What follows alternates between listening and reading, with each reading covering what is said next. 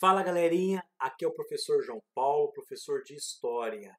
Hoje o professor está desenvolvendo mais uma aula interativa em formato de vídeo para que a nossa comunicação, para que a sua aprendizagem e as suas atividades remotas possa ser mais significativa e vocês consigam absorver, ter mais repertório aí com a habilidade e o tema a ser desenvolvido.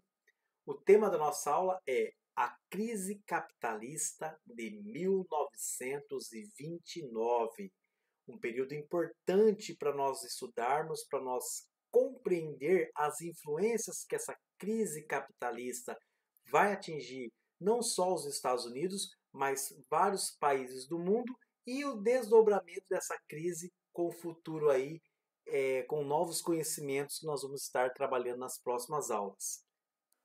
Bom, unidade temática: totalitarismo e conflitos mundiais, objeto de conhecimento a crise capitalista de 1929 e habilidade: identificar e relacionar as dinâmicas do capitalismo e suas crises, os grandes conflitos mundiais, os conflitos vivenciados na Europa e as relações de poder entre as nações. Bom, vamos entender então o contexto histórico dessa grande depressão, dessa grande crise que atinge os Estados Unidos aí em 1929, tudo bem? Após o fim da Primeira Guerra Mundial, a economia dos Estados Unidos tornou-se a mais poderosa do mundo. Em 1920, sua indústria era responsável por quase 50% da população fabril do mundo.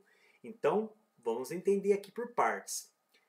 O final da Primeira Guerra Mundial que vocês já aprenderam, 1918. Acabou a Primeira Guerra Mundial, surge agora um novo contexto histórico.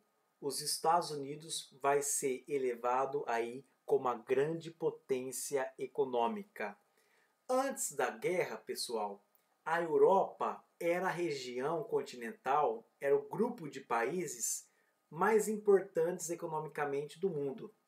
Todo país, antes da Primeira Guerra Mundial, todo país do mundo tinha como referência de qualidade de vida, de indústria, de bem-estar social, algum país europeu, alguma metrópole europeia, como a Inglaterra, a França, a Alemanha, Portugal, Itália, que eram as que mais se destacavam, por exemplo.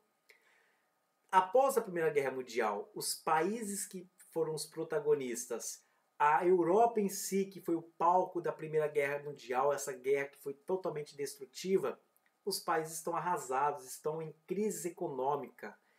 Então, o país que vai se destacar, que vai renascer, renascer não, mas vai surgir, vai nascer como grande economia, como grande referência, grande hegemonia política e econômica no mundo, vai ser os Estados Unidos. Então, agora, todo país tem como referência os Estados Unidos. Tudo bem? Por que os Estados Unidos tornou-se grande e poderoso? Porque durante a guerra, os países europeus passaram a voltar na produção de armas, passaram a investir na guerra. Então, fora da Europa, o país que mais tinha infraestrutura para produzir produtos industriais para abastecer a guerra eram os Estados Unidos. Então o foco agora era os Estados Unidos. Então todos os países europeus praticamente compravam mercadorias, alimentos, armas aí dos Estados Unidos. Então ele passou a ganhar economia nas custas da guerra, ok? O uso de novas tecnologias proporcionou uma vida confortável para boa parte da população. Boa parte, classe, não é toda a população estadunidense. Criou-se o estilo americano de vida.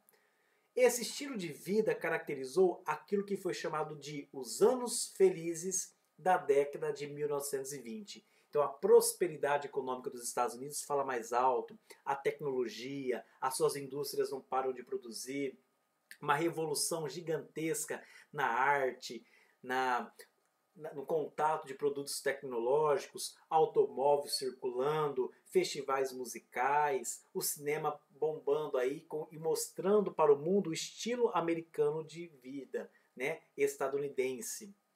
Esse estilo americano de vida caracterizou pelo consumo de produtos e serviços, desde automóveis, eletrodomésticos até restaurantes e lavanderias, né? Lavanderias automáticas. Viver bem tornou-se sinônimo de consumir mais. Então, o consumismo vai falar mais alto, então os Estados Unidos vai estar vivenciando aí na década de 1920, pós Primeira Guerra Mundial, uma fase extraordinária, um grande crescimento econômico e todos os países do mundo querem ser igual aos Estados Unidos. Tudo bem?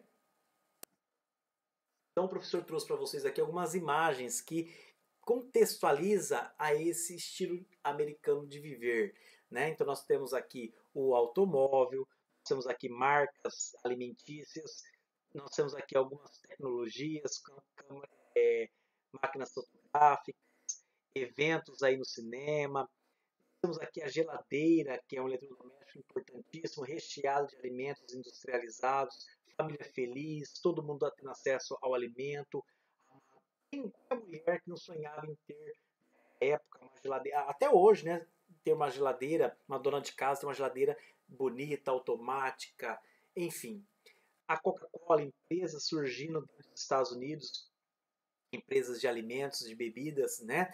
Mostrando aí essa marca do consumismo, o cigarro aqui, propaganda, mulheres todas maquiadas, esse empoderamento feminino, tudo isso são influências dessa a moda, tudo isso são influências que os Estados Unidos estavam despertando, tanto na sua causada pela sua cultura, as suas influências causadas pelas as suas indústrias que fabricavam produtos que eram comercializados tanto dentro dos Estados Unidos como em vários lugares do mundo, como na Europa, até mesmo aqui no Brasil, e esse estilo, essa propaganda de bem-estar social que ele vendia para o mundo e ainda vende até hoje, né? Os Estados Unidos não deixou de ter esse prestígio, esse estilo americano estadunidense de ser.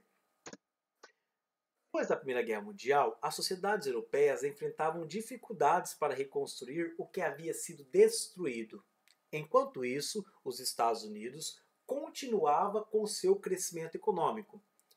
Após o fim do grande conflito, presta bem atenção aqui agora nessa parte. Após o fim do grande conflito, os europeus foram aos poucos reconstruindo sua economia e modernizando suas indústrias. Depois, implantaram medidas protecionistas e reduziram as importações dos Estados Unidos. Então, o Plano Marshall, que era um plano de recuperação econômica e social que os europeus assinaram com os Estados Unidos, foi importante. Os Estados Unidos passou a ser um grande credor, passou a ser o grande financiador dos países europeus, em dar dinheiro para os países europeus para que eles pudessem reconstruir suas economias, reconstruir suas infraestruturas industriais, sociais, econômicas. Aos poucos, esses países europeus que participaram, estavam fracassados aí da guerra, começaram, classe, a ganhar aí novos ares, começaram a produzir, fazer com que as suas indústrias voltassem a produzir em grande escala, começaram a ter melhorias de vida, e isso foi ao longo do tempo fazendo com que ele se tornasse menos independente dos produtos estadunidenses. Ou seja, os europeus, olha como o professor colocou aqui, ó, reduziram as importações dos Estados Unidos. Os Estados Unidos continuam a aumentar tanto nas indústrias como na agricultura. Não para de produzir. Sabe por que não para de produzir? Porque aquela ideia de que viver bem é consumir mais. Com isso, enorme quantidade de mercadorias ficou estocada, sem ter compradores. Ou seja, ocorreu uma superprodução de bens. Como a oferta era grande, os preços começaram a cair. Mesmo com preços mais baixos, os produtores estadunidenses não conseguiram vender todos os seus produtos. Então, empresários tiveram de reduzir suas atividades e demitir milhões de trabalhadores. Então começa a surgir aqui uma grande crise, uma grande recessão econômica. Por quê? Vamos imaginar que vai ter inclusive uma pergunta dessa lá no Google Forms. Vamos imaginar um contexto internacional. A Europa, que é a principal consumidora de produtos dos Estados Unidos, começa a se recuperar. Consequentemente, começa a deixar de ser dependente dos Estados Unidos. Então, agora os seus produtos vão abastecer os seus países, os produtos que estão voltando a produzir. Então, agora não precisamos dos produtos exclusivamente dos Estados Unidos. Então, já tem um rombo econômico. Vamos imaginar, você está produzindo e abastecendo vários lugares do mundo. De repente, esses lugares começam a cortar a relação comercial com você, começam a ser menos dependente dos nossos produtos. Vai ter o rombo econômico. Dentro do nosso país, dentro do contexto interno, a população estadunidense começa a ficar endividada, porque o consumismo é grande, você não consegue acompanhar tudo que é lançado. Então, começa a surgir a maioria do consumo, na verdade, é baseado, pessoal, no crediário. Ou seja, eu compro um carro dividido em várias parcelas. Eu compro uma tecnologia, uma geladeira, divido ela em várias parcelas. Então, esse retorno aos cofres aos cofres dos grandes empresários, né? Vamos colocar dessa forma, não é rápido esse retorno desse dinheiro, porque as pessoas estão consumindo sim, mas tudo parcelado. E muitos estão entrando em endividamento, porque o salário não está aumentando na mesma velocidade do consumismo. Então, se o salário continua parado, estagnado, e o consumismo, você não para de consumir, chega uma certa hora que você também entra em dívida. Então, a população estadunidense entra em dívida, entrando em dívida, vamos deixar de consumir. Deixando de consumir, as indústrias vão produzir e operar em menor quantidade. Sobrando mais produtos, operando em menor quantidade, vai haver aí grandes demissões em massas. E, consequentemente, mais pessoas empregadas, menos indústrias produzindo, mais pessoas desempregadas, até chegar num grande colapso, uma grande crise econômica. Tudo bem, pessoal? Então eu tenho que entender aqui as influências, tanto externas como internas, que contribuíram para a grande crise econômica de 1929. Então, essa grande crise foi por conta da superprodução. Vou trazer para o contexto atual. Nós estamos vivendo um momento de pandemia. É para ficar em casa. E temos que ficar em casa, né? Quem precisa trabalhar, tudo bem, mas a maioria que pode ficar em casa, fica em casa. Nós deixamos de praticar o lazer, deixamos de comer fora, deixamos de comprar roupas novas, deixamos de ter eventos. Então, muitas indústrias que estão fazendo? Dispensando seus funcionários, porque não tem quem consome em grande quantidade, não é verdade? Então, é assim que inicia uma grande crise. Se não tem consumo, não tem por que produzir bastante. Se não tem por que, então, e consequentemente, menos funcionário, menos pessoas sem salário. Gente, preste bem atenção no que o professor vai falar. O capitalismo, a economia capitalista, ela é o efeito dominó. Se uma peça, um país forte, cai, todos os países vão cair também. Lembre disso. Vamos lembrar a crise de 1929 como efeito dominó, tá bom? A quebra de Bolsa de Valores de Nova York. Em 29 de outubro de 1929, ocorreu uma queda das ações na Bolsa de Valores de Nova York. Foi um dia que marcou a crise econômica. Ações perderam quase todo o seu valor financeiro, levando centenas de empresas à falência.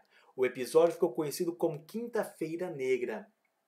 Então, esse dia aí, 29 de outubro de 1929, foi quando a maior bolsa de valores do mundo, a mais rica, a mais poderosa, entra em falência. Então, ficou conhecido como a Quinta-feira Negra. Como é que funciona a bolsa de valores?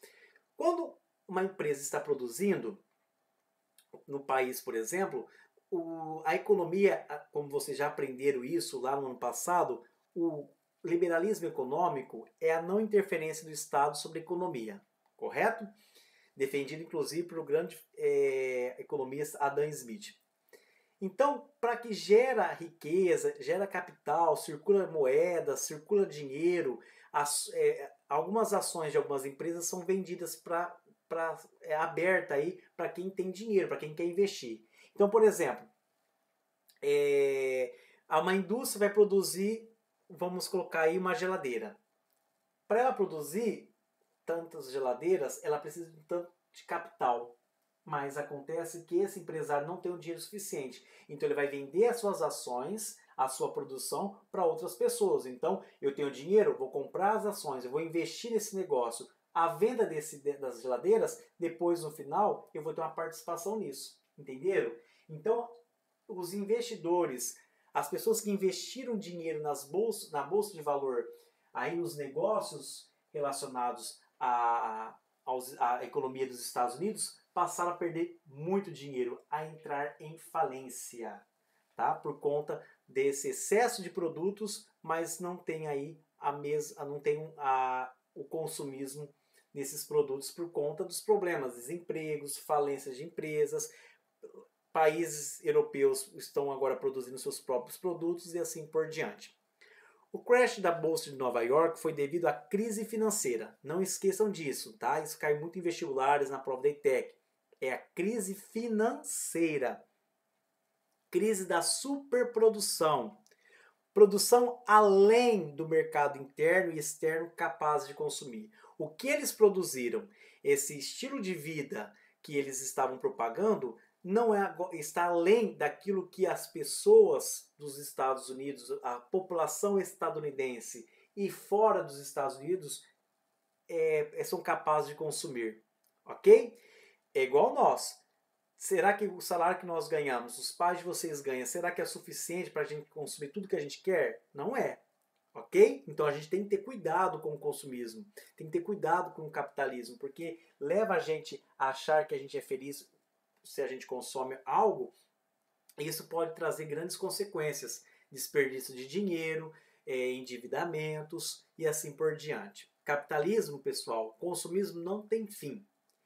Em decorrência dessa crise, em 1929 até 1932, a produção industrial dos Estados Unidos foi reduzida em 54%.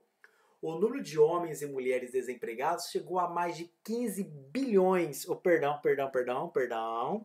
15 milhões de pessoas desempregadas. É milhões, pessoal, tá? Ok? Então, isso é muito alto para uma economia que era a maior do mundo, para um estilo de vida completamente diferente daquilo que eles estavam vendendo há um tempo atrás. Tudo bem?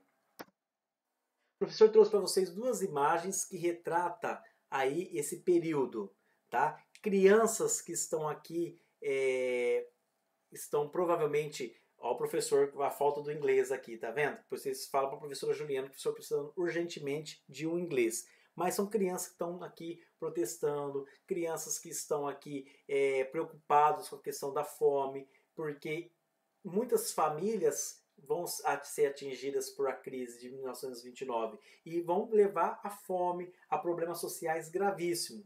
E uma das imagens mais famosas que nós temos aqui, pessoal, é essa aqui, tirada por uma fotógrafa, que nessa foto ela consegue trazer essa sensibilidade dessa mãe, dessa família que está preocupada com o seu futuro, que está vivenciando aí através dos vestimentos. A gente consegue perceber que é uma família muito humilde, a preocupação com a fome, não tem o que comer, não tem onde morar, não tem o que vestir. Então é um rumo incerto, eles não têm mais perspectiva, não sabem mais o que fazer, né, diante dessa crise que assola aí os Estados Unidos.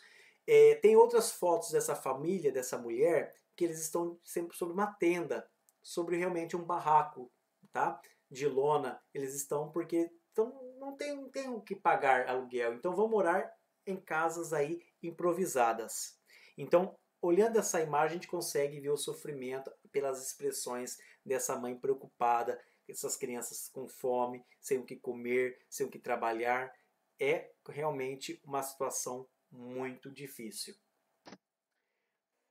Olhando aqui, nós temos um contraste. O estilo americano de ser é o que eles vendiam essa imagem, o estilo americano de ser, do consumismo, consumir para ser feliz, todo mundo feliz, as famílias felizes, porque um tem um automóvel, porque estão comendo bem, etc.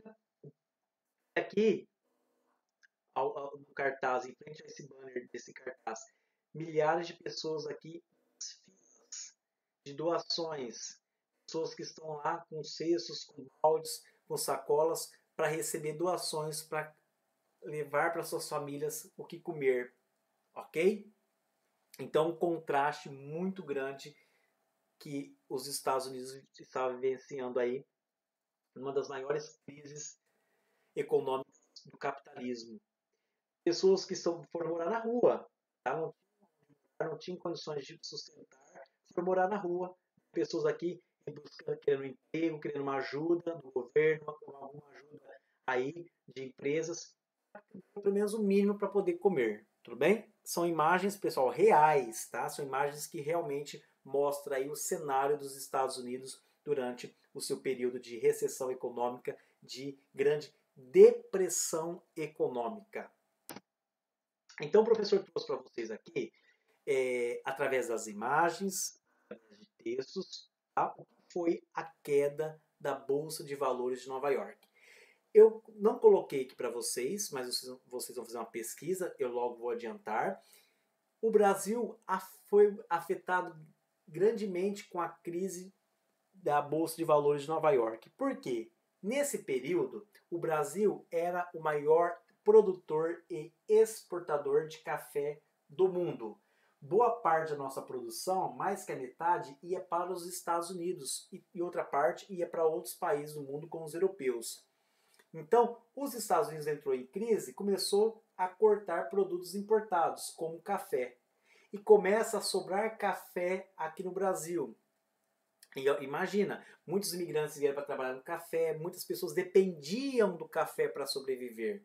E aí começa a sobrar café no Brasil, começa os preços do café vão lá embaixo, está muito barato, praticamente de graça o café, mesmo a quantidade de café que produziram nesses anos não é suficiente, tá? A quantidade que produziram não é suficiente para acabar.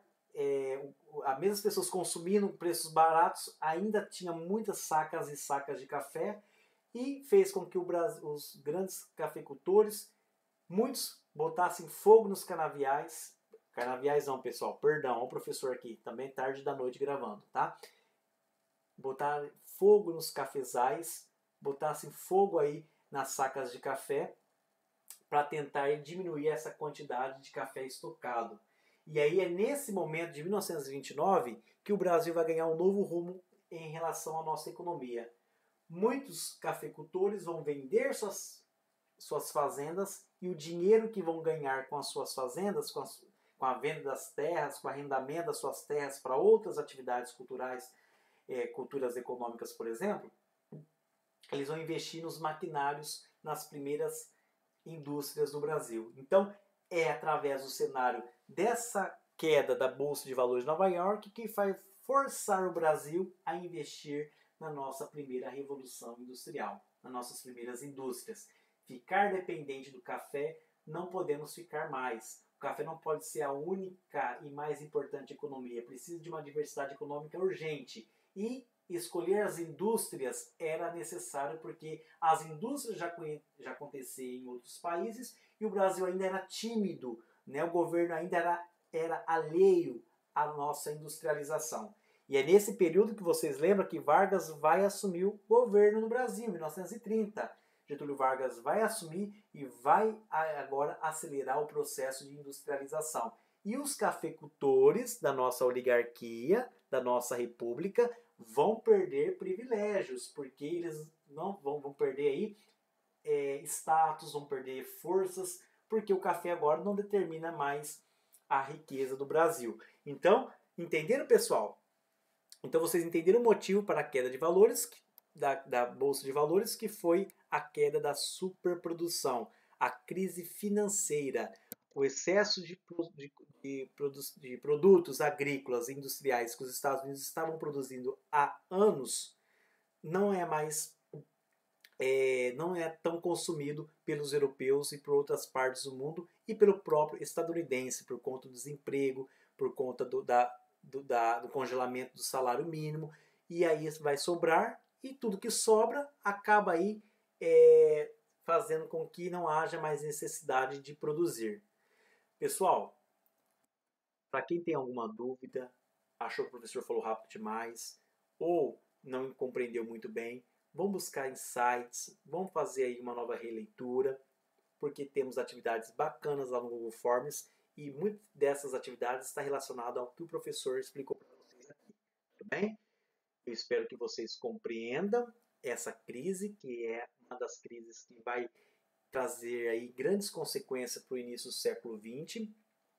Os Estados Unidos continua esse privilégio, continua sendo um país referência para nós, mas todos os países dependiam praticamente dos Estados Unidos nesses primeiros anos do século XX. Então, ele entrando em crise é o efeito dominó. Vários países entram em crise também, ok? Então, esse estilo americano de vida não consegue se sustentar, levando aí a superprodução e, consequentemente, aí ao desemprego, a queda do salário, a crise imobiliária, enfim. Tudo bem, pessoal? Eu espero que vocês compreendam a aula de hoje e qualquer coisa o professor está à disposição.